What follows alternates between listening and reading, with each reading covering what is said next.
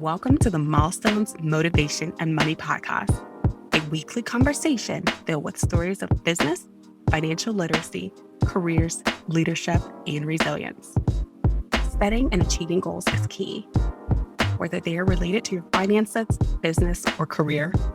I hope to empower you with these conversations, no matter where you are in life. I'm your host, Angel Radcliffe, and on this show, get ready to change your mindset and start your journey to achieve your lifelong goals. So if you need a little motivation to start your day or jumpstart your next project, tune in and be sure to join our community online at milestonsmotivationandmoney.com. Hey, welcome back to the podcast. On today's episode, we'll be chatting with Juwan Rohan, progressive entrepreneur and the host of the Misguided podcast. So today's episode is all about entrepreneurship and financial literacy. And a few months ago, I had the opportunity to be a guest on Juwan's podcast. He's all about helping people understand financial literacy from life lessons and his perspective, hence the Misguided podcast, because some of those things we haven't always known. We've had to live and learn and have those trial and error. So I'm so happy to have him on today. He is all about wealth building and building generational wealth and helping others really learn about building passive income. And he has several. So happy to get into the conversation where you can learn about what he is doing to better himself financially and how he's educating other people around financial literacy. So let's go ahead and welcome Juwan to the show. Hi, thank you, and good morning. It's still morning out there, right? It is. This is such a crazy day. And we were just chatting before the show of our last encounter when I was on your show, the Misguided podcast, and it was raining and couldn't do video. And now it's raining again. And I said, this is a Juwan curse. The rain. Yeah, for real. Hopefully, hey, we're in a drought, so we need some rain, right? So hopefully That's good. That's a good sign. Yeah, I'm so glad to have you here to discuss entrepreneurship and wealth building. But before we get into that topic, how about you tell us a little bit more about you and who you are? My name is Juwan Rohan, and I'm an entrepreneur here out in the Bay Area. I've always had it in me, but I really started to get into it and learn a lot more back in 2018. I'm a father. I'm a soon-to-be husband, and yeah, I'm just a busy guy, to be honest. Okay, now that's something I did not know about you. So you're engaged. I am engaged, and I just had another child last week. Congratulations. I did see your post on Instagram, so we'll get into that. This is just adding on all new questions I need to ask you now. I know. I haven't had sleep in like 2 weeks, going on 2 weeks. Wow. Right. Busy. So I'm surprised that you're even here for the show this morning. Hey, you got to do what you got to do, right? Right. Sometimes we just have to get it done. So you describe yourself as a progressive entrepreneur. And I'm sure so many people listening are wondering, what does that mean? Because the term that we typically hear is serial entrepreneur. So describe the difference between the two, or what makes you that progressive entrepreneur? Great question. So I call myself progressive because when you look up the definition of progressive, you're going to see a couple of things. You're going to see abundance, right? And pretty much my goal is to get an abundance of people that have been misguided by society and guide them in the right direction. So when you also look up progressive, you see it's stages, right? You're building something in stages. And so that's kind of how my life has been, especially with the entrepreneurship. Everything I've built is like literally brick by brick, and I'm building it in stages to where I'm not rushing, and it's going to be here for a long time. And so I really focus on each step, progressive. It's step by step. It's gradually developing in stages. And then another one is just another definition when you look it up is you get new liberal ideas. And so when I'm trying to do these businesses, I'm trying to bring new and reformed ideas to the business. Now, that's awesome. Now, I want to touch on something you said as far as building in stages. And you also touched base on the word misguided, which we'll get into. When you say building in stages, do you believe as though you have to do one piece of your business or one revenue stream before the other? Or do you believe that you can work on those things simultaneously? Oh, that's good. That's good because I actually get caught a lot trying to diversify myself too much and trying to spread my basket too much. And sometimes when you do that, you don't move any of those businesses, right? When you have 10 businesses and you're spending 2 hours a day on each, it's not going to go as further as it would if you spent 10 hours a day on one business, right? So that's a good question. I think it's possible to do both. But when I say step by step, is what I mean is, let's take the podcast, for example. I really implement things that can help the business grow step by step. So for example, what's the first thing that you need to do? Logo and branding, right? So that's a step. The next thing, you need to get people on your podcast. That's a step. The third thing is you need to network go to network events. If you look at my other businesses, notary, right? It's a process. So when I say step by step, I just mean really step by step within the business, and then step by step layering businesses on top of other businesses. Does that make sense? It does. So many people who are working on these different things consider themselves a jack of all trades or a Jane of all trades. But there's a saying that those particular people can be a master of all, an expert of none. Do you believe in that theory? No, I don't really believe in it. I think at a point I do, right? Like when you just keep going and going and trying to start new stuff and not focus on the things that you're focusing with now, I believe that can become a factor. And what I mean, for example, is I have a couple friends who I've talked to about starting businesses or not, or just investing with, right? Or starting something, getting them motivated. And it's all, yeah, man, that sounds like a great idea. Like, let's do it. And then you don't hear from them from weeks, or they have no motivation to do it. Or, they then you bring up another business idea. Okay, well, I think this business idea is perfect for you. Like, you don't have to do anything. They're like, yeah, man, let's do it. Let's do it. Right. They're trying to do everything. And when they're trying to do everything, they're not doing anything. In instances like that, I think it can be kind of dangerous. But for me, I don't think it's the same, because what I'm doing is I'm pretty much just diversifying my investments. For me specifically with my businesses, I don't think I'm diversifying too much. I actually think all the businesses kind of coincide with each other, and they're all my passions. So when you're passionate about what you're doing, you're less likely to not fall away from it, right? You're more likely to put more effort into it. And so I think it's working out for me. And those are very good points, Juwan. And I think this is a great segue to actually go into all of your revenue streams. And when you and I had the conversation on your podcast, I know we talked about multiple revenue streams. That is something I am an advocate of. I'm always telling people have another stream of income, even if you're still in corporate. Get something else set up for yourself. And so you have several, and some, I'm sure many of our listeners will be wondering, how do I get into this? So how about, let me tell you the ones I know, and then I'll let you go off and expand. You have books. You are a notary. You mentioned Turo, which I'm still trying to figure Turo out. Airbnb. What other revenue streams do you have?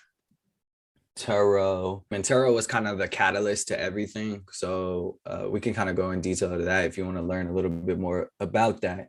Music, I do music. I've also gotten a little pocket change from the Misguided, but it's not to where I want it to be yet, because I'm not charging right now. For me, it's growing, right? And when you look at EYL, they have thousands, if not millions of followers, and they just threw on a whole free event, literally free to go and network. And so that's kind of where I'm at right now, is deciding how I want to move with the podcast. But that would definitely be a income stream in the future. I also have clothing brand, Till Infinity Clothing. That was my second business I created back in 2018. And I invest in stocks. So I would consider that passive income, right? Investing in stocks long term, nothing short term. I'm not a trader or a forex trader or anything.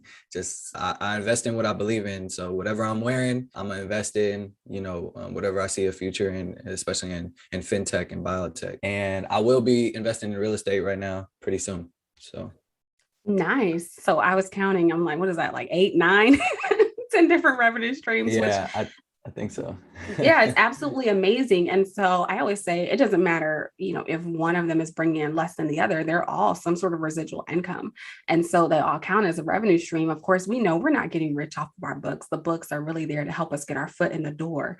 And then the podcast is there to help us get our messaging out. But yes, we can generate income or a revenue stream by having sponsors and various things. But it all ties in together to really bring in everything that you're building. And I guess that's in turn what makes you progressive, right? Yeah. And like, yeah, exactly. And when you talk about everything, right, all the businesses, like some of them are passive, right? I wouldn't consider stocks and maybe depending on what I do with real estate, right? If I'm doing flips, that's not passive, but if I'm just investing in it, that can be passive, right? So those two, you can knock those out, right? When you say jack of all trades, and it can be dangerous sometimes because you're spending your effort everywhere. They like, for me, without the podcast, I wouldn't have learned about the notary stuff. I wouldn't have gone into detail about the notary stuff. Without the podcast, I wouldn't have wrote my first book yet, right? Because I had interviewed Tiger Toledo on my podcast. And after that interview, I wrote the book the next day because I was so motivated and there was so much I learned that I didn't know. And so that's two of my income streams that wouldn't have happened without the podcast. And so when you say jack of all trades, well, not you technically, but people, I think it can play, either or, just like anything in life, right? It's a balance. Right. And I want to get more into Turo because from what I know, I did some research after you and I did the interview on your podcast. And I was Okay. like, what is Turo? And I was like, okay, it's a car sharing service. So I was like, do I buy a car and then I let people rent it out? Or I was like, how does this work? So can you explain to us what Turo is and how you're utilizing that for your business? Turo is a car sharing platform, just like Airbnb, but you do it with your cars. It was created a while ago and didn't really start popping off till maybe recently, to be honest, like right before the pandemic, when all the car rental places kind of were going out of business and the inventory was low. But it's a platform. It's its own app. I started on it in 2018, so it was more underground. Not a lot of people knew about it. Some people did. And when I started, I really enjoyed it because the platform took really good care of the host. They, when you're a new platform and you're a host and you're a car sharing platform, in order to grow your business, you need to get the host on your side first. So they were doing any and everything to make sure we were taken care of. They were giving us huge percentages, right? They were giving us incentives to add cars to the platform. If a damage happened, they were right on top of it, 1 to 2 business days. Like, you know what I mean? They were really caring about the host, right? And then what happens when you start to grow? And you get more customers and more customers. Okay. And now the customers are almost outweighing the host, right? So now what do? You got to start attending to the customers because you're getting feedback from the customers. Here's how the platform can improve, right? And just like any business, this happens at any business. And so they started to kind of shift their attention towards the customers. And that's when you can start seeing like percentage drop-offs or longer wait times, new employees who don't know anything about the business because they've been in training for like 8 hours. So customer service is a little bit different, right? So you start seeing these changes and it's just interesting that you see that, when you're one of the first entrepreneurs that hop into something that is about to pop, you see the changes over the years. And I'm sure that's what, like with any, angel investors or anybody who just was there from the beginning. Thank you so much for that explanation because I actually went into a conversation with one of my business mentors and I was like, what is Turo? I was like, we might need to get into this. And actually she knew a little bit more. So we were doing some research and I was like, I might have to add this into a revenue stream. So that's good. So Juwan, I know you and we have so many similar revenue streams. And one of those, like being the notary, we talked about how you can make so much money just for minimal use of your time and notarizing documentation. So you mentioned that you became a notary from your podcast, from a guest on your podcast.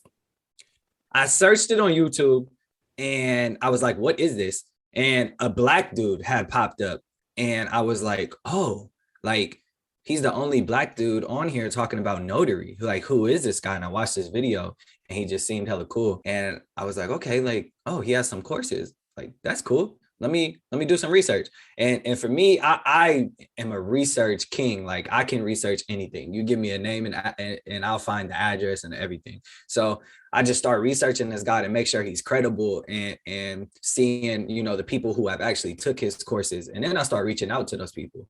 Right. And I was like, hey, how was this course? Be honest. Was it worth the money? Because it's expensive. And then started going from there.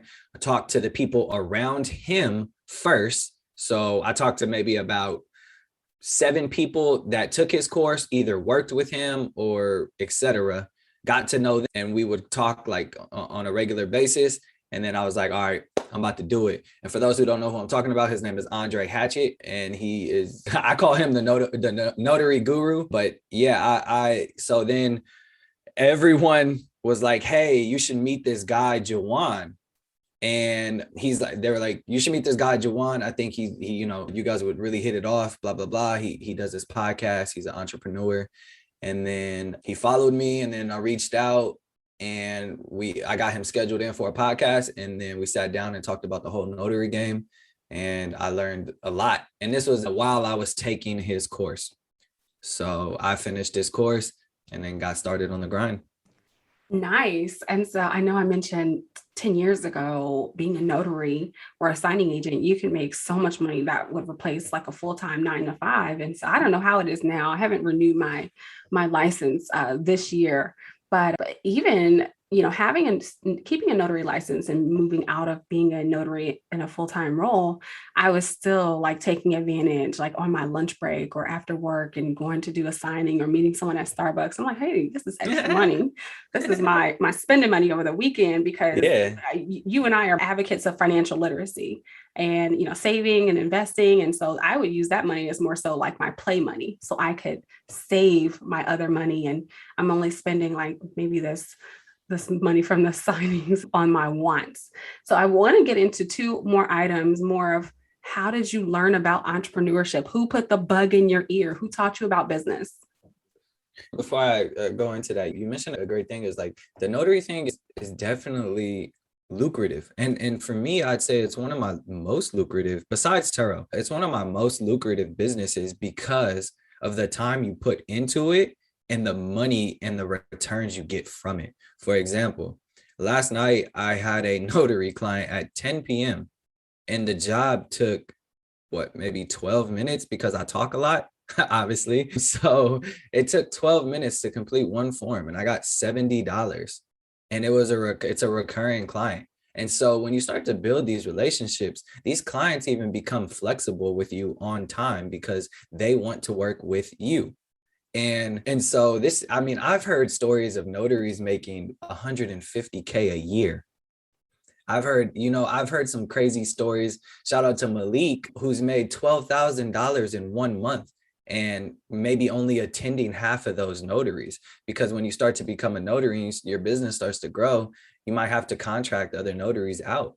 And so when you talk about how lucrative this can be, and I think it's one of the best businesses, and I wish I knew about it earlier. And so, yeah, but back to the question. The question was, who put the entrepreneur bug inside of me? I don't have one of those stories that is like, man, I used to sell candy in the hallways in middle school. No, that wasn't me, but I did used to sell cell phone cases back in the day when you had those big chunky cell phones. I used to sell cell phone cases to the ladies, and I used to sell glasses, like knockoff Chanel glasses. I mean, everybody knew they were knockoffs. It wasn't like I was lying about saying these are real or anything. Nah, knockoffs, $5, $10, here you go. And then that was when I was young.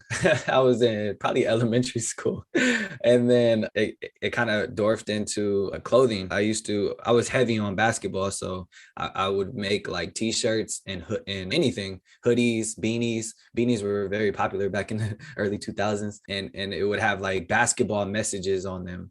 And then I would try and sell those. And I guess that was kind of the start of my entrepreneurship. And it kind of put it on the back burner for a while because I was invested into basketball. And then I'd say what really kind of sparked that again was when I met one of my friends, Michael Johnston, who I originally started the podcast, the Misguided podcast with. He introduced me to Turo back in 2018. And that's why I say that was the catalyst to everything. Wow. Moving into the financial literacy piece, I know you and I also had the conversation of it's such a major topic. It's not taught in the school systems, and it's a passion of both of ours. And for you, I think that's the way that you've sort of started the podcast, getting the message out and letting people know, okay, you've been misguided all this time, hence the name, the Misguided Podcast. But what was your history in learning about finances and savings? And was it more like later into adulthood? Did someone say something to you maybe when you were a kid? Or was it just the non-communication and then finding out when real life hits you is like, oh shit, oh shoot, we need this knowledge. Yeah. So I wish I would have knew about it earlier. I'd be in a much better position. No, I really didn't learn until I started doing my own research. And I'd say kind of the whole thing with that is when I went to college, so I'm from the Bay Area, from Berkeley. We're very diverse here. If you ever been to the Bay Area, you know exactly what I mean. And I decided to go play basketball in Colorado, in one of the whitest places. I went to a private school, a liberal school with 1% Black people there. And it kind of opened my eyes to everything. It kind of opened my eyes to wealth. When you're sitting at these dinners with white people who have a lot of money, and they're taking me to dinner with their sons and daughters, because my family's unable to be there, you really start to wonder, like, well, yo, they can afford an extra person? Like, hold on.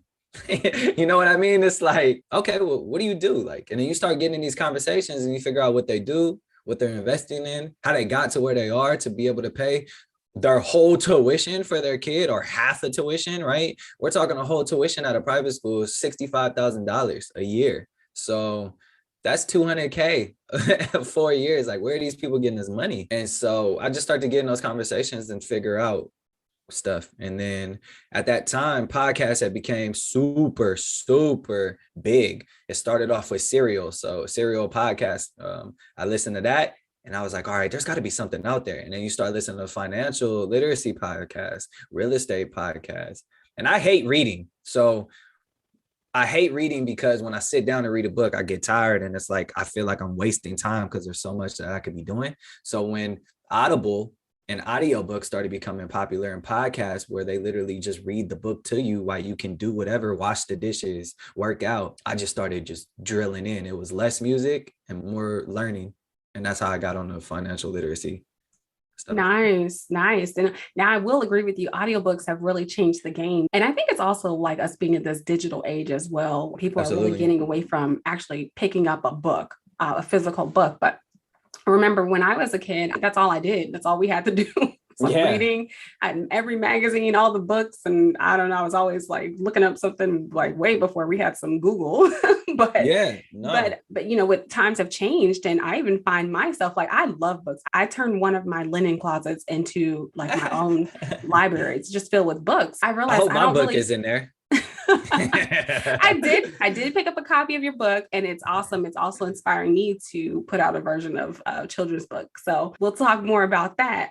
But I find myself not even going to pick up the physical books that I have, but really listening to audiobooks because I'm able to multitask or do something like ask my Google or Alexa to like play while I'm cleaning up, because I'm like, look, I don't have time. Even with podcasts, like I don't just sit and listen to a podcast. I put it on if I'm cleaning up or multitasking. Yeah. And so times have just changed. And one of the biggest things is a lot of people are driving, right? Traffic and commuting to work. Like you can't pick up a newspaper or a book and read while you drive. That's worse than texting. You throw it on in your car and you can listen. And by the time you get to work, you just completed a whole episode and you probably learned 10 more things that you wouldn't have learned if you just said, I'm going to wait until I go home and read. And then when you get home, you're too tired and you grab a glass of wine and you're not reading anymore. Right. So, Juwan, I want to get into your podcast and some of the other things that you're doing. So the Misguided Podcast, tell us more about that and how the podcast started. Yeah, the Misguided Podcast started literally maybe the first day of the pandemic. Me and my business partner and friend, Michael Johnson, we sat down and we were like, hey, podcasts are really cool right now. And that's all we listen to and we learn our information from. What if we gave the information that we're going through right now to other entrepreneurs and business owners and leaders, right? You always hear stories and motivational stuff from people who have already been through it. For example, Robert Kiyosaki, he's talking about everything that he's gone through in the past. Grant Cardone, he's talking about everything that has happened to him in the past. The list goes on, right? It's always these, okay, I'm a billionaire now, let me share my story. And so what we kind of wanted to do and kind of flip it up is, hey, we are going through these struggles right now. I'm going to document them. You can listen and you can learn so that you can avoid the same mistakes that's going on right now. And we're going to guide you in a better direction by telling you the stories of entrepreneurs and pinpointing where they have made mistakes so that you can improve on them or avoid them. And so that was kind of the purpose. We sat down, had a conversation, and then the rest is history. Nah, I'm still building history, but it's a really great podcast. And so I know we can have several conversations on these financial topics, but being misguided in finances and in business, I mean, those are the top two. And that's a part of my brand, teaching consumers and entrepreneurs, like, how do you manage your finances? Because so many people are out here like, hey, I want to start a business, but they haven't legitimized their business. They don't understand anything about building business credit. They don't know that they should have a business bank account. So it's like they're missing all these intricate details, which will help them succeed. And you'll be surprised. As prior to the pandemic, when I would be at so many conferences, I would meet people who would tell me that they had a business, and then, I mean, they have no business website, they have no business cards. Well, I'm like, what is going on? You're speaking of that, Misguided. Here we go. I messed up. Yesterday, I was looking for more Airbnb clients. I reached out to some people, and one of them was like, hey, I had like 2 no's that morning. And then I got hey, do you have a website where I can see your stuff? It's like, no, we ain't got no website. We run it off Airbnb. Like, why I'm not going to put more money just to a website just so I could look pretty, but it goes to your thing, like looking professional, right? I thought that, okay, let me send the Airbnb link, 5 stars, all-star host, whatever, all the reviews and all the places, and maybe they'll like it. I sent it and they haven't responded yet, but they read it. So I think I lost the lead just because of that. Yeah. And I think even if you're doing a multitude of things, like having just a site that represents that is good for business and really good to generate those leads. But that's a whole nother show. We can have a whole nother conversation on that. One question I want to ask you. So you mentioned at the very beginning, you just had a second child, you're on your way to getting married. Now we know that you're an advocate of teaching kids about financial literacy. You put out the children's book, but for your spouse, now, this is a huge question, and I've been seeing this on Clubhouse a lot. I've seen it on Instagram. Do you feel as though 2 people need to be financially equally yoked before getting married on the same level? Yoked. I haven't heard that word in like a very long time. When you say yoked, do you mean like already financially stable? Well, both on the same level. So let's say, if you're an advocate of financial literacy and bettering yourself financially, and I would assume that you have finances together, would you require that of your spouse, or do you feel as though someone can be taught to do better with their money? That's a good question. And I feel like that will always be a question for the people. For me, I think it's all about communication, just like any relationship, just like any business relationship, anything. Communication is key, right? When you're partnering with just a random stranger, communication is key. So when you're partnering with your loved one, I think it really comes down to communicating about what both of you want. And then marriage comes down to compromising, right? And I actually just did a video on this. I haven't released it yet, but I'll give you a little scoop. There's a thing called value-based budgeting. Okay. And what that is, putting your priorities and your values ahead of just regular budgeting. When you budget, right, and you look at your Excel sheet, or we'll just say Excel sheet, and you're doing your budget and a regular budget, you're trying to get rid of expenses. You're trying to cut down your expenses and increase more cash flow. With value-based budgeting, and I think this works with couples, especially if they are on different pages in the relationship, it's a great start to get them working as one. Value-based budgeting is putting your priorities. So let's say we have that same Excel sheet. Let's say my fiance likes to travel a lot, but Juwan wants to invest in Apple. He wants to invest $1,000 in Apple every month, but she wants to take a vacation. every month, whether it's small, whether it's just 45 minutes away to a spa, right? So when we talk about compromising, we're going to sit down and we're going to value base our budget sheet. Okay, what are your top 5 priorities? What are my top 5 priorities? Let's see if we can align in order and base our budget off of this. So we're not necessarily getting rid of anything. We're just kind of moving one budget into the other. And what I mean by that is, okay, you want to travel? Let's take, let's say what Netflix and Disney is like $30 for both of them. Let's take those away. We're going to put $30 into the traveling for you. Okay. That way I can still invest and then we can travel, right? Something like that. That's just a super unscripted thing, right? So you're just kind of moving your priorities into your budget and really working as one.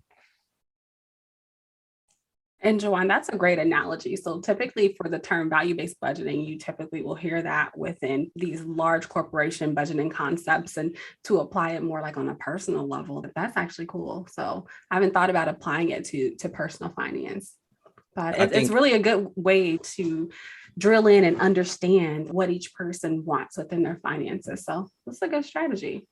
Yeah, absolutely. I think it works, right? It works to answer your question because no, they don't need to be, would you say yoked? The other person doesn't need to be yoked. When I met my fiance, I mean, she wasn't financially illiterate, but she wasn't reading books. She wasn't listening to podcasts on it. Now she's in the car with me and she's like, ooh, that was actually interesting. What's that?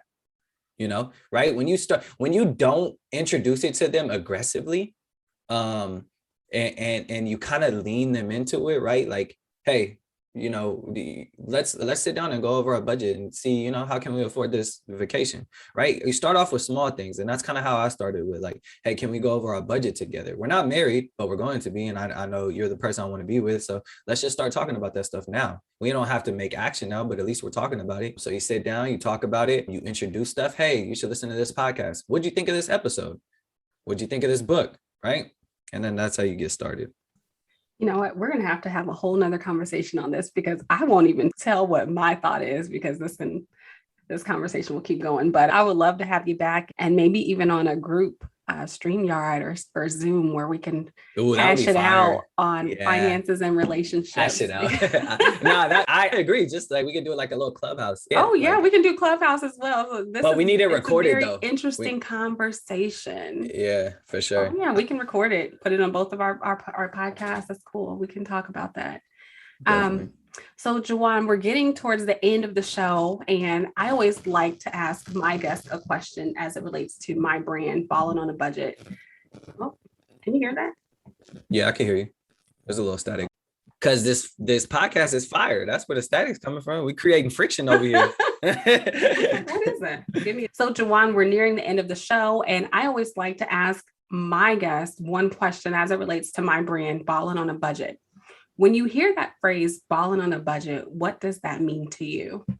It means that you can be happy living on a budget and not living extreme to me. Obviously, society, when you say misguided by society, we're told to chase the flashy things, the Instagram looks and those. So when you say balling on a budget, I think of J. Cole. I think I can ball in some sweats, right? And a Tupac t-shirt and rock the stage and still ball on a budget. Like, I don't need these things to feel good about the way I'm living.